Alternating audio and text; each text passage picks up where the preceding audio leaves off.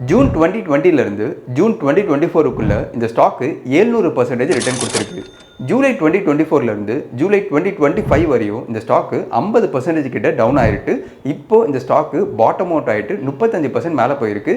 இன்னமும் இந்த ஸ்டாக் மேலே போகிறதுக்கு வாய்ப்பு இருக்கா அப்படின்றத இந்த வீடியோவில் பார்க்கலாம். Welcome to technical analysis series part 2.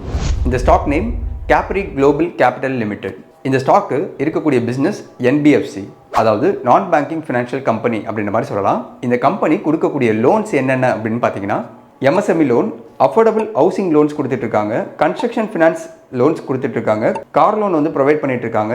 இதை தாண்டி 2022 இந்த கம்பெனி கோல்டு லோன் செக்மெண்ட்லையும் வந்திருக்காங்க. இந்த கம்பெனி எந்தெந்த பேங்க்ஸோட டைப் பண்ணிட்டு இந்த லோன்ஸை ப்ரொவைட் பண்ணுறாங்க அப்படின்னு பார்த்தீங்கன்னா HDFC, Indian bank, IOB, Union bank, bank of India, bank of Baroda and Yes bank. இந்த கம்பெனி இந்தியாவில் எந்தெந்த இடத்துல ப்ரெசன்ஸ் இருக்குது அப்படின்னு பார்த்தீங்கன்னா மகாராஷ்டிரா, டெல்லி, குஜராத், மத்திய பிரதேஷ், ராஜஸ்தான், UP, பஞ்சாப் அண்ட் ஹரியானா. இந்த கம்பெனி லாஸ்ட் ஒரு 4 இயர்ஸில் 700% ரிட்டர்ன் கொடுத்துருக்கு. ஆனால் அடுத்து வரப்போகிற நாட்களில் ரிட்டர்ன் கொடுக்குமா அப்படின்றத கண்டுபிடிக்கிறதுக்கு இந்த கம்பெனி ரீசெண்டாக நடந்த கான்காலில் என்ன மாதிரியான கைடன்ஸ் கொடுத்துருக்காங்க அப்படின்றத பார்க்கணும். இந்த கம்பெனி 2028க்குள்ளே இவங்களோட அசட் அண்டர் மேனேஜ்மெண்ட், அதாவது AUM அப்படின்ற மாதிரி சொல்லுவாங்க, இப்போ கரண்ட்டாக 24,000 கோடி இருக்குது. இதை 50,000 கோடியாக இன்க்ரீஸ் பண்ணுவோம் அப்படின்ற மாதிரி சொல்லியிருக்காங்க. அது கிட்டத்தட்ட 100% இன்க்ரீஸ் ஆகணும்னா இந்த கம்பெனியோட சேல்ஸ் பார்த்தீங்கன்னா 30% CAGR அளவுக்கு அடுத்த ஒரு 3 வருஷத்தில் வளர்ந்தால் மட்டும்தான் முடியும். சப்போஸ் இந்த கம்பெனி சொன்னதை செய்கிறாங்க அப்படின்னா இந்த கம்பெனியோட நெட் ப்ராஃபிட் இன்க்ரீஸ் ஆகும், நெட் இன்ட்ரெஸ்ட் மார்ஜின் இன்க்ரீஸ் ஆகும், அதுக்கேற்ற மாதிரி இயர்னிங்ஸ் பர் ஷேரும் ஏறும். இந்த கம்பெனியோட ஸ்டாக் ப்ரைஸு ஆட்டோமேட்டிக்காக மேலே போகிறதுக்கு வாய்ப்பு அதிகமாக இருக்குது.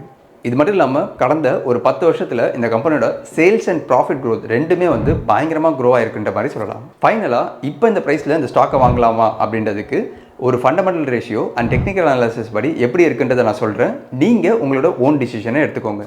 ஃபஸ்ட்டு ஃபண்டமெண்டல் ரேஷியோ PE படி பார்த்தீங்கன்னா இந்த ஸ்டாக்கு 89 அப்படின்ற அந்த ரேஞ்சில் இப்போ கரண்ட்டாக 33 அப்படின்ற அந்த ரேஞ்சில் ட்ரேட் ஆகிட்டு இருக்கு. இது ஒரு NBFCக்கு இண்டஸ்ட்ரி PEயோட கம்பேர் பண்ணும்போது கொஞ்சம் அதிகம் தான் சொல்லலாம். பட் ஆனால் இந்த கம்பெனியோட க்ரோத் கம்பேர் பண்ணும்போது இது ஒரு ரீசனபிளான வேல்யூவேஷனாக தான் எனக்கு தெரியுது.